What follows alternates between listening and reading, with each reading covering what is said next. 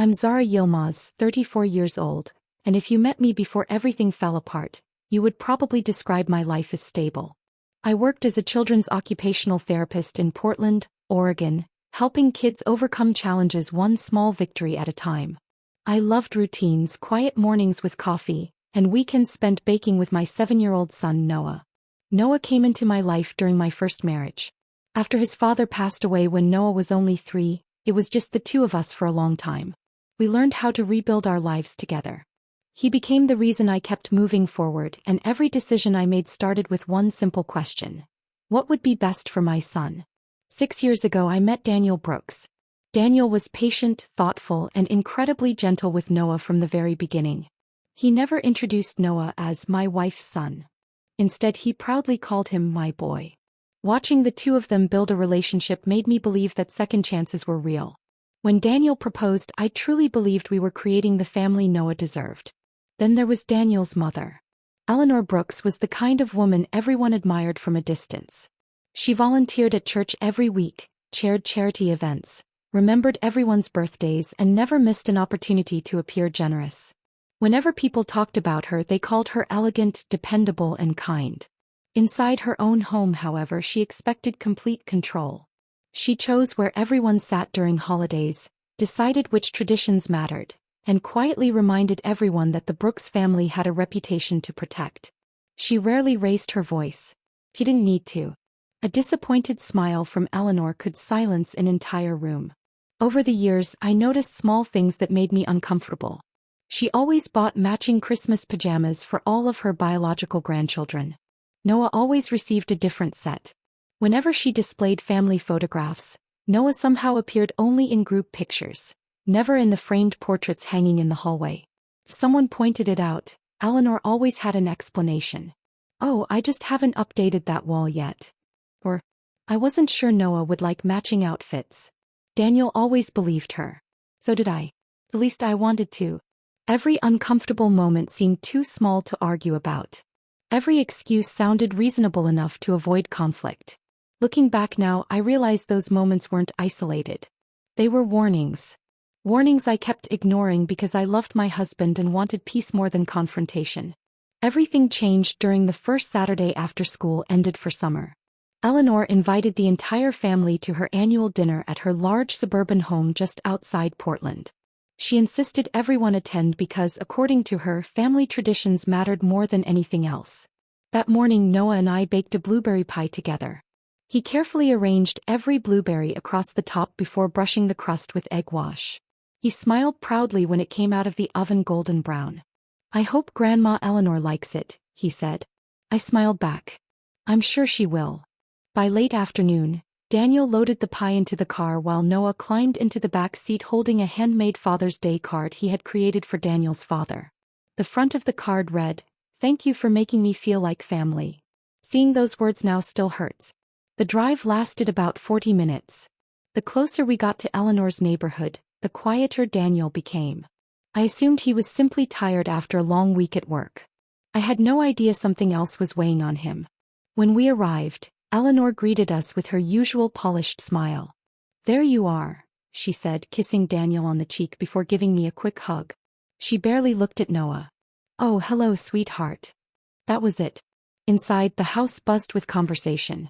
Children chased each other through the living room while adults gathered around the kitchen island sipping iced tea and wine.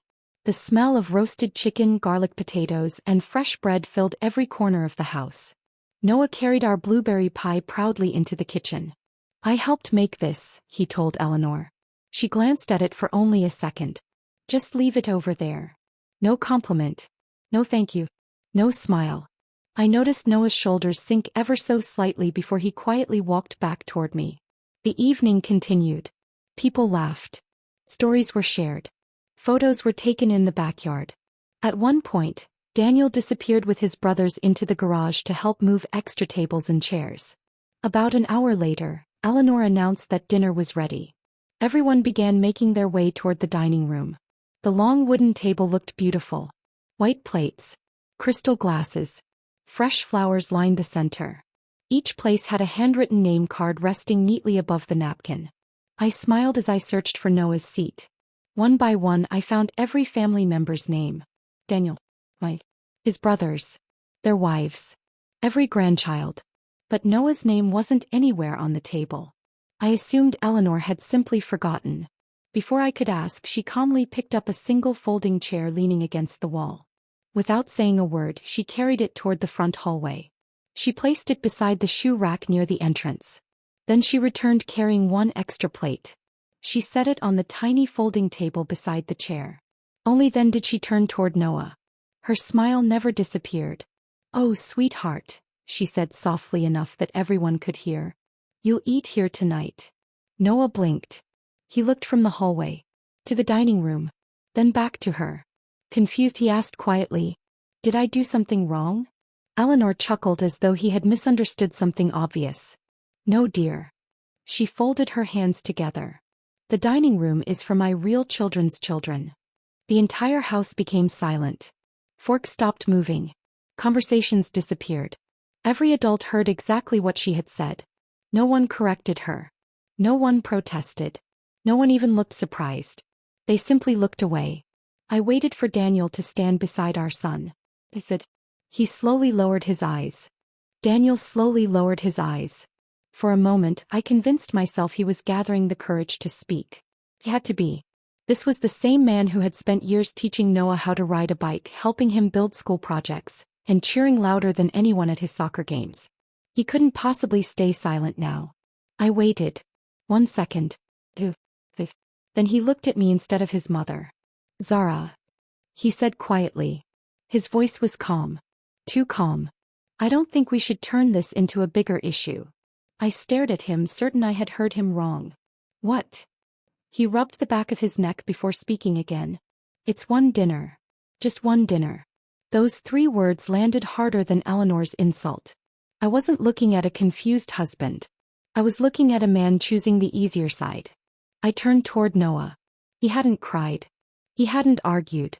He simply stood there holding his plate with both hands, waiting for someone to tell him where he belonged.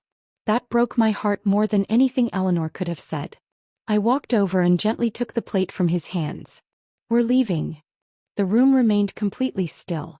Eleanor let out a quiet laugh. "There she goes again." She looked around the table as if asking everyone to agree with her. Always making everything dramatic. I faced her. "No. This isn't drama. This is humiliation." She folded her arms. "I offered the child a meal. I never said he couldn't eat. You should be grateful I included him at all." My chest tightened. Included him? She had placed my son beside muddy shoes and umbrellas while the rest of the family gathered around a table just a few feet away. That wasn't inclusion. It was a performance. She wanted everyone to see exactly where she believed Noah belonged. I reached for Noah's hand. His little fingers wrapped tightly around mine. Without another word, we started walking toward the front door. I waited. I truly believed Daniel would follow us. Every step toward the driveway felt like a countdown. Surely now he would choose us. I opened the front door. Still nothing. I looked back one final time. Daniel remained standing beside his chair. His mother gave him a small approving nod. He didn't move. He didn't even meet my eyes. That was the moment something inside me quietly broke. Not loudly. Not dramatically. Just completely. Outside, the evening air felt strangely cold despite the warm summer weather. We climbed into my car because I had driven separately after stopping at the bakery that morning for extra dessert boxes. I started the engine with shaking hands. Neither of us spoke as we pulled away from Eleanor's house. Street after street disappeared behind us. Noah quietly stared out the passenger side window in the back seat. His reflection looked smaller than usual. After almost 20 minutes, he finally spoke. His voice was barely above a whisper. "Mom." "Yes, sweetheart." "What's a real child?" Every muscle in my body froze. I tightened my grip on the steering wheel. I had spent years protecting him from difficult conversations. Now I had to answer a question no 7-year-old should ever have to ask. "You are a real child." He looked down at his sneakers. "But Grandma said." I interrupted gently. "Grandma was wrong." He stayed silent again. A few minutes later, he asked another question. "Does Dad think she's right?" This time, I couldn't answer immediately. Because I honestly didn't know. By the time we reached home, the sun had almost disappeared behind the trees. Noah walked inside without asking for dessert. Without asking to watch television. Without talking about the cousins he had been excited to see all week. He simply carried himself upstairs. A few moments later I heard his bedroom door close. I remained standing alone in the kitchen. The blueberry pie we had baked together that morning still sat untouched on the counter where I had placed it after leaving Eleanor's house. I opened the container. One tiny handwritten note slipped out from underneath the pie plate. I frowned. I didn't remember putting anything there. I unfolded the small piece of paper. There were only 7 handwritten words. I'm sorry. She has gone too far. No signature. No explanation. Just those words. Before I could think about who might have written it, my phone began vibrating across the kitchen counter. Daniel. I watched his name appear on the screen. And again. Then a text message arrived. We need to talk before someone else gets involved. I read the message twice. Not. I'm sorry. Not. How's Noah? Not. I should have stopped her. I said. Before someone else gets involved. I suddenly realized Daniel wasn't worried about our son. He was worried about something else. And whatever it was, it had already started.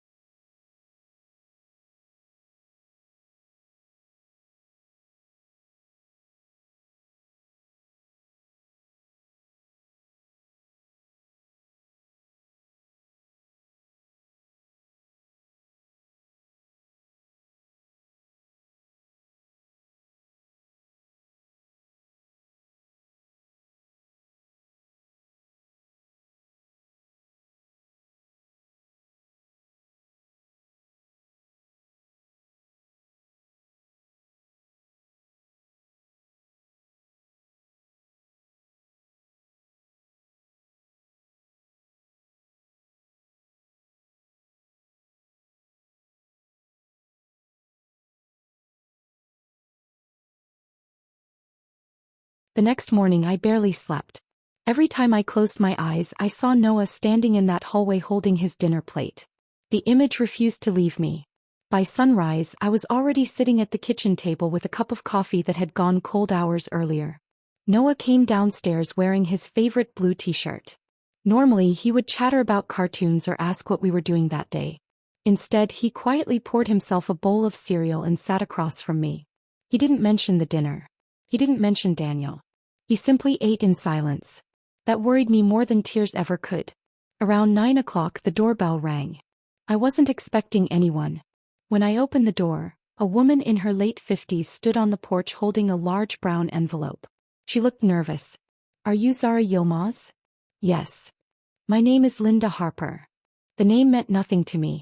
I worked for Eleanor Brooks for almost 12 years. My heart skipped. I know this is strange, she continued, but after what happened last night, I couldn't stay quiet anymore. She handed me the envelope. I think you deserve to know why. Before I could ask another question she added softly, I'm sorry about your little boy. Then she walked back to her car and drove away. I closed the front door and stared at the envelope for several seconds. It felt surprisingly heavy. Inside were dozens of photocopied documents, bank statements, letters, meeting notes, copies of legal paperwork, and a flash drive taped to the inside flap. I spread everything across the dining table. At first none of it made sense.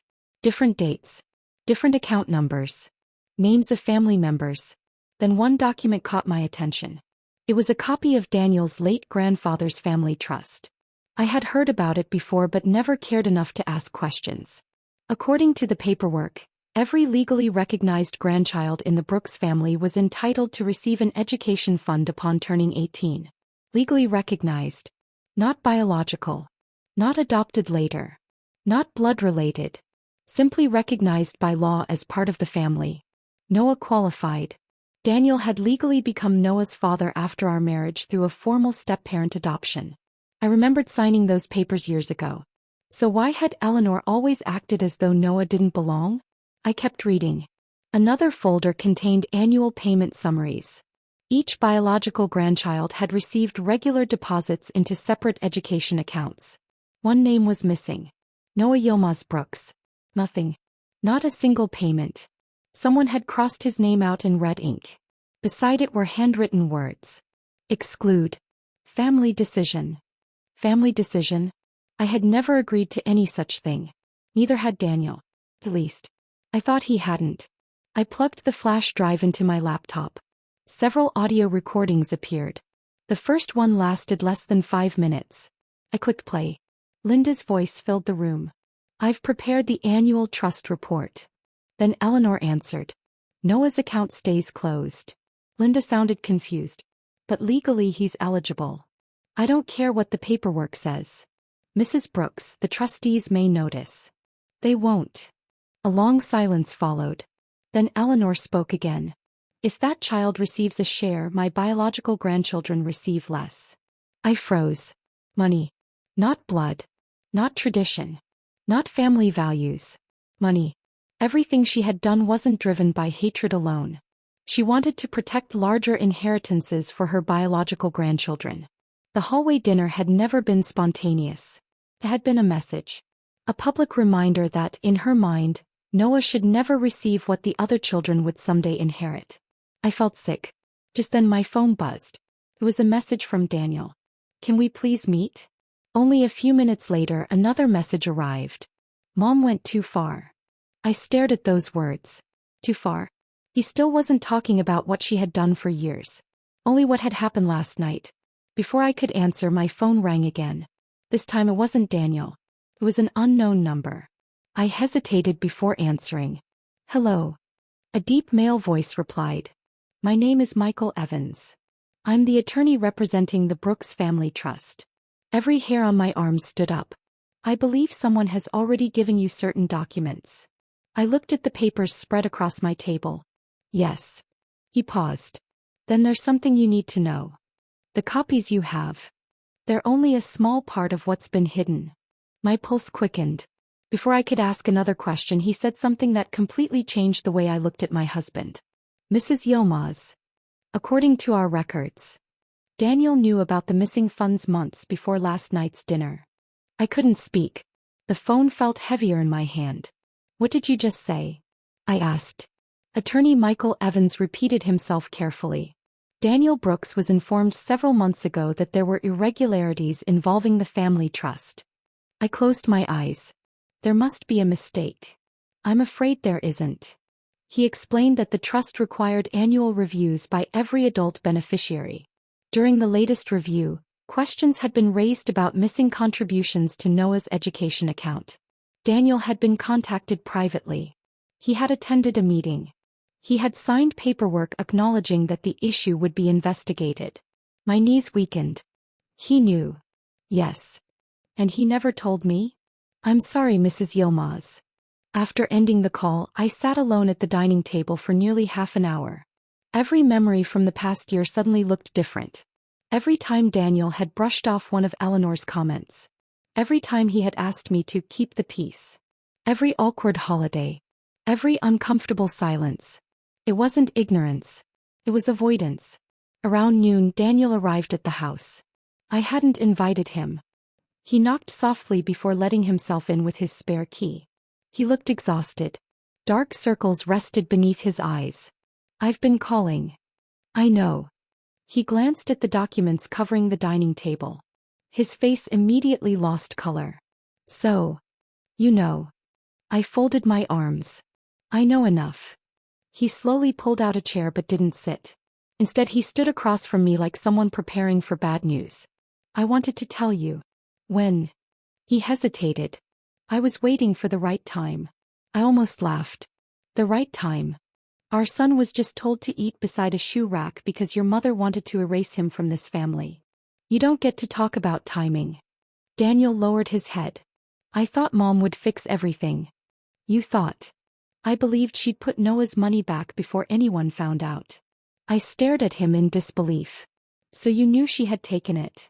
He nodded once. I knew. The room became painfully quiet. He finally admitted everything. Months earlier, Eleanor had confessed that she had redirected money from Noah's education fund into accounts belonging to the biological grandchildren. She promised it was temporary. She claimed she was protecting the family's finances until certain investments improved. Daniel believed her. Or perhaps he simply wanted to believe her. I told her it was wrong, he said quietly. But I didn't report it. Why not? His answer came almost immediately. Because she's my mother. There was truth. Not fear. Not confusion. Loyalty. He had chosen loyalty to his mother over responsibility to his son. Tears filled my eyes, but I refused to let them fall. I need you to answer one question. He nodded. If Noah had been your biological son, would you have stayed silent? Daniel opened his mouth. Nothing came out. That silence answered everything. At that exact moment, footsteps echoed from the staircase. Both of us turned. Noah stood halfway down the stairs. His small backpack hung from one shoulder. He looked at Daniel. Then at me. I packed my dinosaur books. Neither of us understood. He continued quietly. In case we're moving somewhere people want me. Daniel's face completely crumbled. He took one step toward Noah. Noah. But Noah instinctively stepped backward. I don't want to go to Grandma's house anymore. His voice never rose. He wasn't angry. He was afraid. Daniel covered his face with both hands. For the first time since all of this began. He cried. Not loud sobs. Just quiet tears filled with regret. But regret couldn't undo what had already happened. After several minutes he picked up his car keys. I'll leave. He stopped at the front door before turning back. I'll tell the trustees everything. I'll admit what I knew. I'll testify if I have to. Then he looked at Noah. I'm sorry. Noah didn't answer. Daniel walked outside. His car disappeared down the street. I thought that would be the end of the day. I was wrong. Less than an hour later, another vehicle pulled into my driveway. An older man stepped out carrying a worn leather briefcase. I recognized him immediately. Arthur Brooks. Daniel's great-uncle. I'd only met him twice in 6 years. He looked at me through the screen door and spoke before I could even greet him. It's time someone in this family finally told the whole truth. Then he lifted the old briefcase. I've been keeping something Eleanor hoped no one would ever find. I invited Arthur inside without saying a word. He walked slowly into the living room and carefully placed the worn leather briefcase on the coffee table. It looked old enough to have belonged to another generation. The brass locks were scratched. The leather had faded. Arthur rested both hands on the handle before taking a slow breath. I should have brought this to you years ago. He opened the briefcase. Inside were neatly organized folders tied together with faded blue ribbons. Every folder had dates written across the front in black ink. Some went back more than 20 years. Arthur looked at me. My brother trusted me with copies of everything. He pulled out a thick folder labeled Family Trust. When Daniel's grandfather created the trust, he was very specific. Arthur handed me the original document. Unlike the photocopies Linda had given me, this one carried original signatures and an embossed seal. I carefully turned each page. Every legally adopted grandchild. Every legally recognized grandchild. Every child accepted into the Brooks family. The wording couldn't have been clearer. No exceptions. No special conditions. No preference for biological children. Arthur quietly nodded. My brother believed family was built through commitment. Not DNA. I felt tears forming again. So Eleanor knew. Arthur gave a tired smile. She knew better than anyone. He opened another folder. This one contained handwritten letters. One letter immediately caught my attention. It was written by Daniel's grandfather shortly before he passed away. Arthur gently unfolded it. I've never shown this to anyone. He handed it to me. The letter read, if anyone ever tries to divide this family by blood, they have misunderstood everything I spent my life building. A child who is loved, protected, and legally welcomed into this family is my grandchild. Treat them equally. No excuses. No exceptions. No debates. I had to stop reading. My vision blurred. For years Eleanor had claimed she was protecting family traditions. In reality, she had been violating the very tradition her husband wanted to preserve. Arthur sighed. After my brother died, Eleanor convinced everyone she understood his wishes better than anyone else. Most people believed her. But I kept copies. He reached into the briefcase one final time. This folder was different. Inside were handwritten accounting records. Every withdrawal. Every transfer. Every unauthorized change. Arthur pointed toward several pages. Eleanor thought she destroyed the originals. She forgot I made duplicates. That afternoon we met attorney Michael Evans at his office. The conference room quickly filled. The independent trustees. The trust accountant. Linda. Arthur. Me. An investigator hired by the trust. Even Daniel arrived. He looked completely different from the confident man I had married. He looked defeated. When Arthur placed the original documents onto the conference table, complete silence filled the room. The attorney compared every page with the existing trust records. One by one, the alterations became obvious. Dates had been changed. Signatures copied. Payment records edited. The missing education contributions could all be traced back to decisions authorized solely by Eleanor. No one else. The lead trustee finally looked toward Daniel. Did you know this was happening? Daniel closed his eyes. For several seconds nobody spoke. Finally he answered. Yes. I knew. I failed to report it. I chose my mother over my son. No one reacted. There was nothing left to argue about. The truth had already won. The trustees voted that afternoon. Eleanor Brooks was permanently removed from every position involving the family trust. Independent financial auditors were appointed immediately. Every missing dollar would be repaid with interest. New legal protections were added so no single family member could ever control the accounts again. As the meeting ended, Daniel slowly walked toward me. I know I don't deserve forgiveness. I remained quiet. I'll spend the rest of my life trying to make this right for Noah. I looked at him for a long moment. You should. But whether you become a better father is no longer my responsibility. He lowered his head. I understand. For the first time in years he didn't argue. He didn't make excuses. He simply accepted the consequences of his choices. As Arthur and I walked toward the parking lot, he placed a gentle hand on my shoulder. I've spent too many years regretting my silence. I'm glad yours ended before mine did. I nodded. So am I. I believed the hardest part was finally over. I had no idea Eleanor was about to lose something she valued even more than money. 3 weeks after the trust meeting, life started to settle into a rhythm I didn't fully trust yet. Noah went back to school. He started eating breakfast again without me reminding him. He even asked if we could bake muffins on Saturday morning like we used to. Small things. But they mattered more than anything else. Daniel followed through on what he said. He submitted formal statements to the trustees. He admitted everything in writing. He didn't try to soften it. He didn't shift blame to Eleanor. For the first time since I met him, he stopped trying to protect both sides at once. But distance between us remained. Not out of anger anymore. Out of clarity. Then came the call that changed everything again. It was Linda. Her voice was different this time. Less cautious. More urgent. They've started removing her, she said. From everything. I asked who she meant even though I already knew. Eleanor. There was a pause. But that's not why I'm calling you. My stomach tightened. What happened? Linda lowered her voice. She's been contacting the church board, the charity foundation, even extended family members. She's telling them Noah was never legally part of the trust. I froze. That's not true. I know, Linda replied. But she's trying to rewrite the narrative before the final audit report goes public. That evening I received my first legal notice. Then another. And another. Eleanor had shifted strategies. If she couldn't keep control of the money, she would try to control perception. She filed a defamation complaint. She claimed I had manipulated documents. She claimed Arthur was confused due to age. She even claimed Noah was never formally adopted into the Brooks family. It was chaos. But this time she wasn't protected by silence. The trustees released a preliminary report within days. Everything was verified. Everything was documented.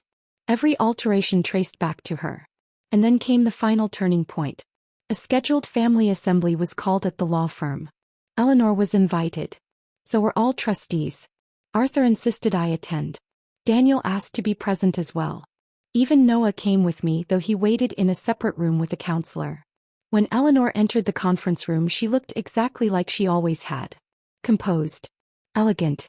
Confident. She sat down without hesitation. As if nothing had changed. As if she still controlled the room. The lead trustee began reading findings. At first, Eleanor smiled slightly. Then the documents were placed on the table. Her smile faded. Page after page. Signature comparisons. Audio transcripts. Bank records. The truth unfolded without emotion. When Arthur's original letter from Daniel's grandfather was read aloud, the room became completely silent. For the first time, Eleanor didn't interrupt. She didn't argue. She just stared at the table. When the final evidence was presented, the trustee spoke clearly. Mrs. Brooks, your authority over this trust is terminated effective immediately. No reaction. Not even a breath. Then came the part no one expected. The financial recovery clause was activated. Eleanor was legally required to repay the misallocated funds. Not from the trust. From her personal assets. That included the house. The investments. Even the accounts she had set aside for herself. For the first time her expression changed. Not anger. Not denial. Something closer to disbelief. This is absurd, she finally said. But her voice wasn't strong anymore. It cracked slightly. Daniel spoke for the first time during the meeting. He didn't look at her when he spoke. I knew. The room shifted. I knew for months, he continued. And I said nothing. Eleanor turned toward him slowly. For a second, something like hope appeared in her eyes. But Daniel didn't rescue her. He finished quietly. I chose silence over my son. That was the moment everything collapsed for her. Not the financial loss. Not the legal consequences. It was realizing she had lost control over both generations. After the meeting ended, Eleanor walked past me in the hallway. She stopped. For the first time she looked directly at Noah, who was holding my hand. He didn't step forward. He didn't speak. He simply watched her. She opened her mouth slightly. As if she wanted to say something. But nothing came out. Then she walked away. 2 months later, the final settlement was completed. The missing funds were restored into protected accounts under independent trustees. Noah's education fund was fully reinstated. His name was permanently secured in the legal records. That night he sat on the kitchen floor building a small Lego airplane. Mom, he said casually. Yeah. Am I going to have a real seat at the table now? I knelt beside him. You always did. It just took too long for everyone else to understand it. He nodded like that made sense. And for the first time in a long time I believed the story was finally over. As for Eleanor, she no longer hosted family dinners. The dining room she once used to decide who belonged and who didn't stayed empty, quiet, and somewhere in that silence she finally experienced the same exclusion she once imposed on a child who only ever wanted a seat at the table.